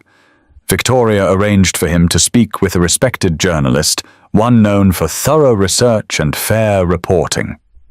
The resulting story ran the following week, complete with photographs of the original Starlight Promise manuscript in Nathan's handwriting. Professor Banks' expert testimony, and a timeline that proved conclusively that Nathan Cole had written the song 3 weeks before Daniel Mercer's death. The narrative shifted overnight. Instead of a scandal, the story became a romance. Long-lost composer reunited with the inspiration for his masterpiece. True artist who sacrificed recognition to protect his friend's memory. Single father who gave up a promising career to raise his daughter alone after tragedy struck. Social media exploded with support. People shared their own stories of sacrifice and hidden talent. Nathan's name, buried for so long, suddenly appeared alongside words like genius and integrity and hero. But Victoria was not finished. She arranged for Nathan to record Starlight Promise professionally, for the first time donating all proceeds to a children's music education fund. The recording session took place in one of the city's finest studios, where Nathan sat at a grand piano and played the song that had changed so many lives. The single went viral within hours of its release.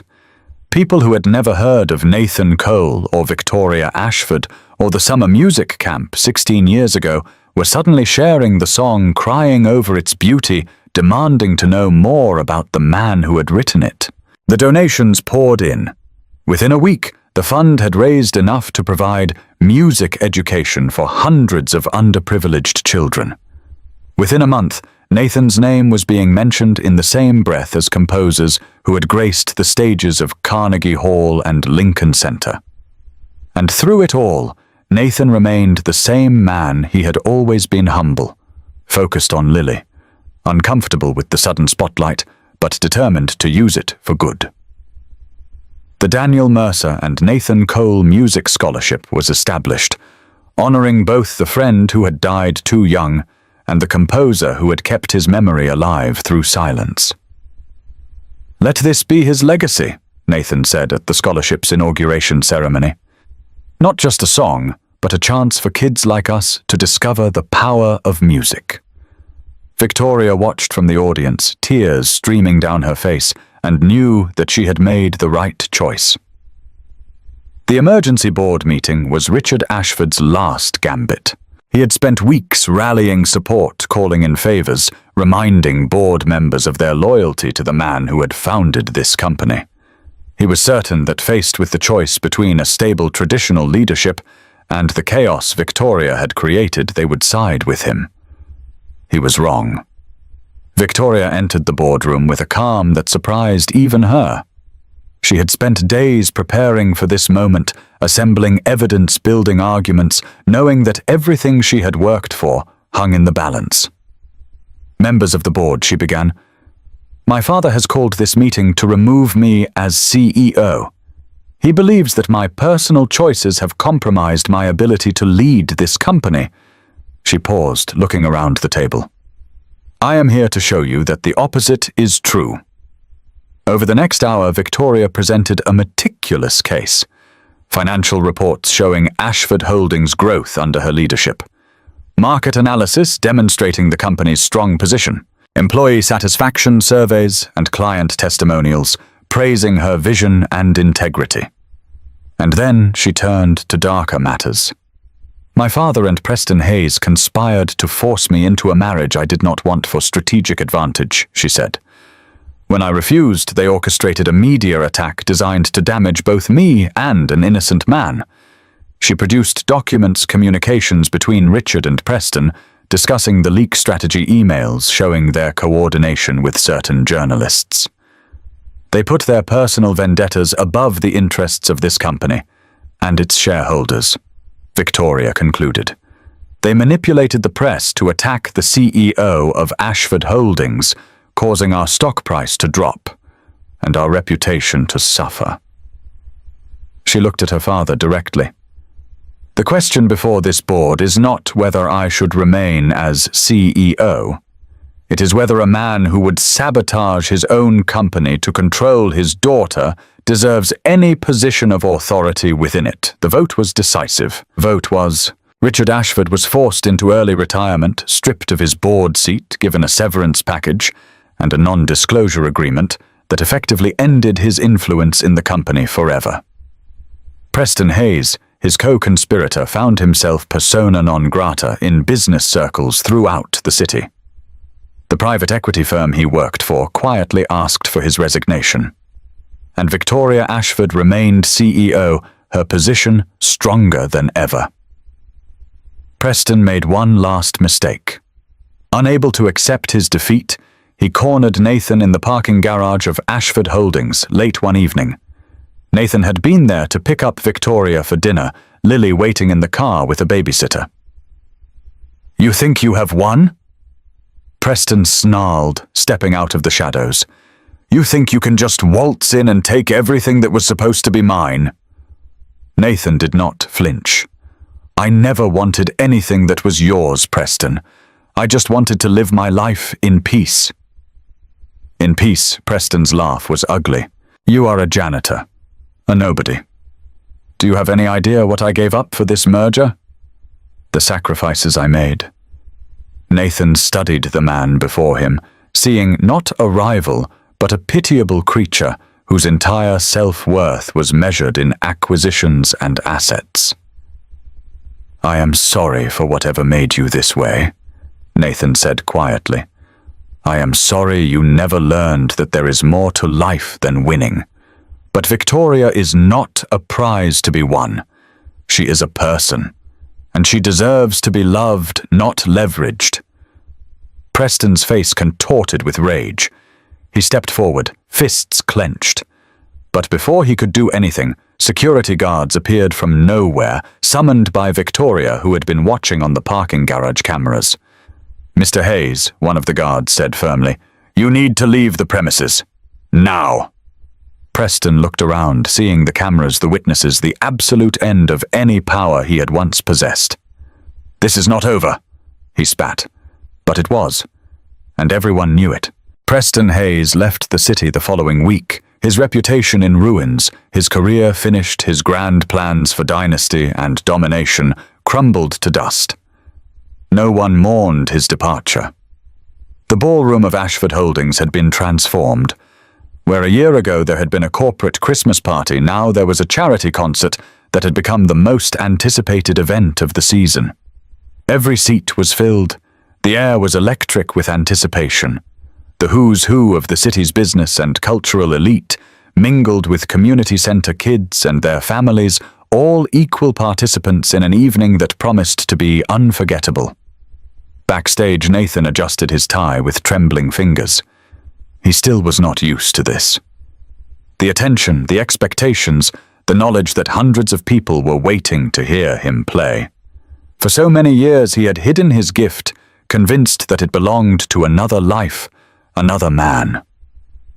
But tonight was different. Tonight he was not playing to prove anything or to win anything. He was playing to celebrate, to honor, to show the world what was possible when broken people found the courage to try again. "Daddy, you look nervous."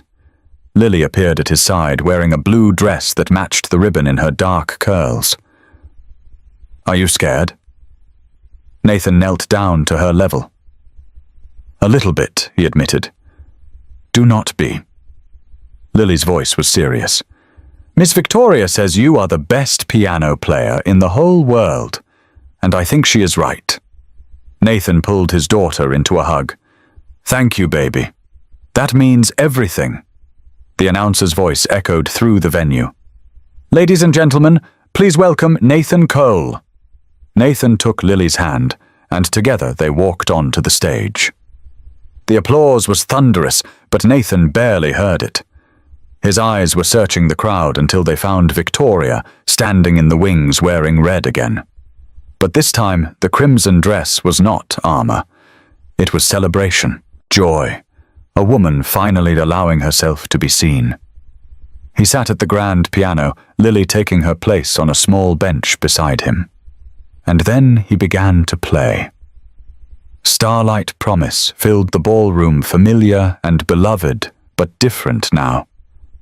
Nathan had written a new coda, a series of cascading phrases that spoke not of loss, but of hope, of second chances, of love that had waited patiently in the shadows until it was finally called into the light.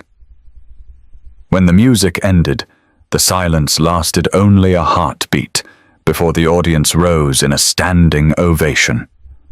Nathan stood, found Victoria in the crowd, and watched her make her way to the stage. She climbed the steps and took his hand in front of everyone, tears streaming down her face. "That melody saved me twice," she said loud enough for the microphone to catch. "The first time it gave me a reason to keep going after Daniel died. The second time it led me to you." Nathan smiled, and it transformed his entire face.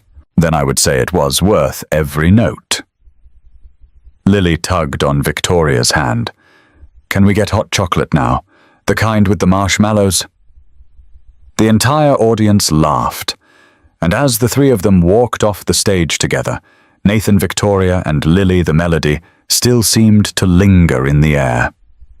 A promise kept, a circle completed, a family found.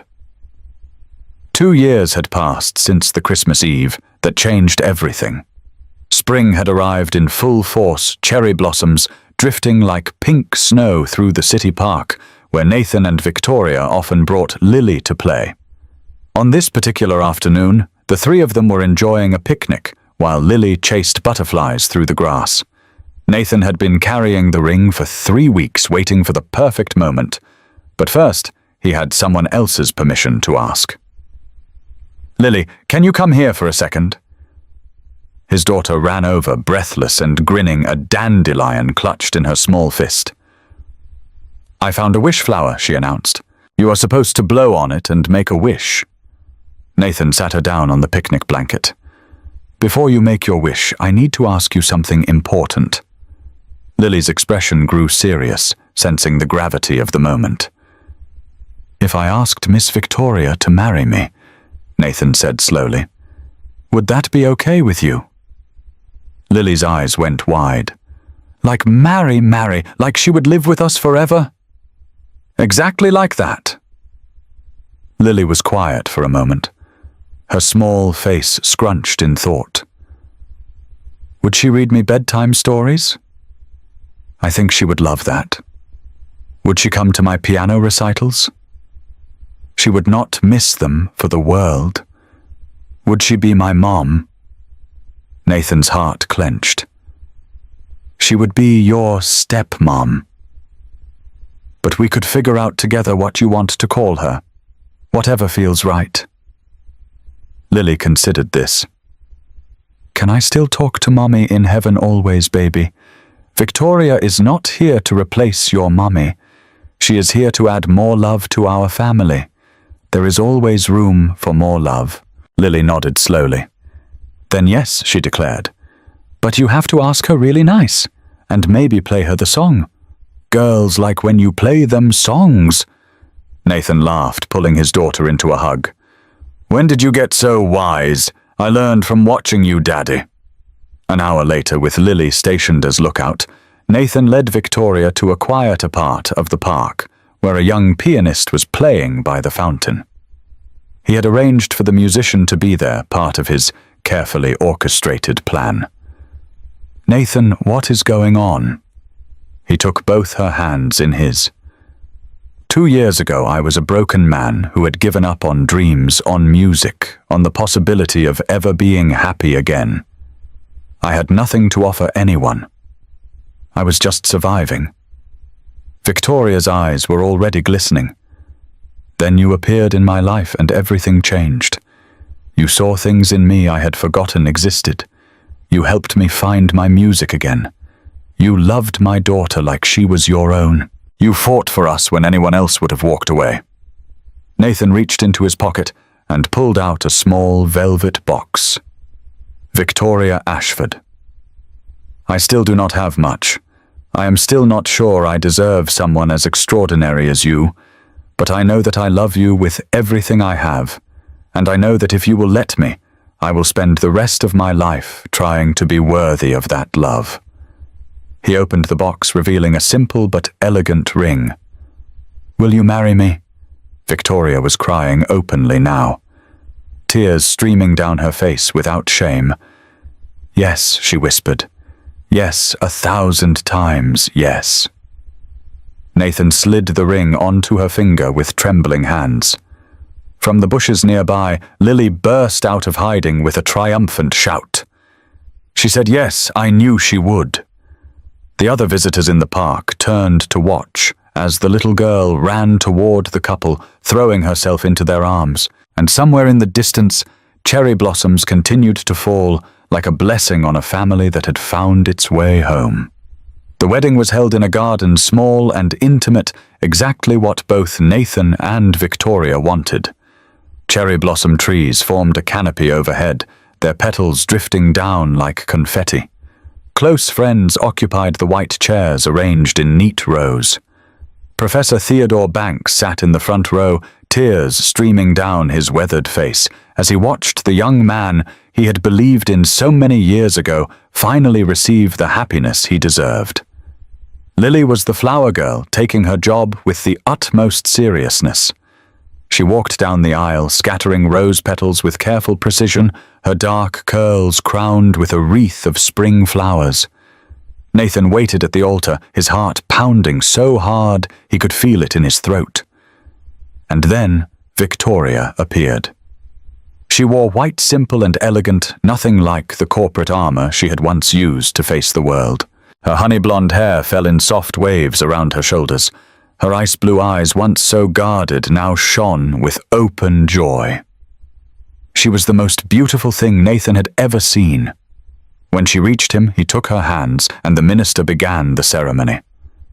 But Nathan barely heard the words. He was lost in Victoria's eyes, in the impossibility of this moment, in the gratitude that threatened to overwhelm him. The vows, they had written themselves. Victoria Nathan began, his voice thick with emotion. You taught me that broken pieces can become something beautiful. You showed me that letting people in is not weakness but strength. You gave me back my music and my hope. I promise to keep playing even when it is hard. To keep showing up even when I am scared. To love you and Lily with everything I have for all the days we are given. Victoria squeezed his hands. Nathan, you showed me that the most extraordinary people are often the ones everyone else overlooks. You taught me to feel again, to choose for myself, to believe that love could be real and not just strategic. I promise to choose you every single day, to be present for Lily, for you, for the family we are building together, to never hide behind armor again. The minister smiled. By the power vested in me, I now pronounce you husband and wife. You may kiss your bride. Nathan pulled Victoria close and kissed her as the small gathering erupted in applause. Lily pushed between them, demanding to be included. "Does this mean I can call you Mom now?" Victoria knelt down, gathering the girl into her arms. "If you want to, sweetheart. I would be honored." Lily grinned. "Then you are Mom now. And Daddy is Dad. And we are a real family." Nathan pulled both of them into his arms, holding them close. "We were always a real family," he said. "We just made it official." That night, in their new home, a house they had chosen together with a garden for Lily and a music room for Nathan. The family gathered in the living room. "Play something," Victoria asked, curling up on the sofa with Lily already drowsing against her shoulder. "Something new, something that is just ours." Nathan sat at the piano, his fingers hovering over the keys. And then he began to play. The melody started simple, just 2 notes in conversation. But gradually it grew, became a dialogue, became a dance. There were moments of darkness that resolved into light. Phrases that stumbled before finding their rhythm. Silences that spoke louder than sound. When he finished, Victoria was crying. "What is it called?" Nathan thought for a moment. "Second movement," he said. "Because every great piece has more than one part. And this us is just the beginning." Outside, the city hummed its evening song. But inside that house, in the golden glow of lamplight, there was only music. The kind that heals, the kind that saves, the kind that proves that even the most broken things can be made beautiful again if someone brave enough is willing to try. Friends, if this story touched your heart, if it reminded you that second chances exist and that love can find us in the most unexpected places, please do not just watch and walk away. Hit that subscribe button and join our channel for more heartwarming stories. Share this with someone who needs to remember that the most beautiful music sometimes comes from the most broken hearts. Drop a comment telling us your favorite part. And if this story made you smile or cry or believe in love again, hit that like button so we know you want more stories just like this one.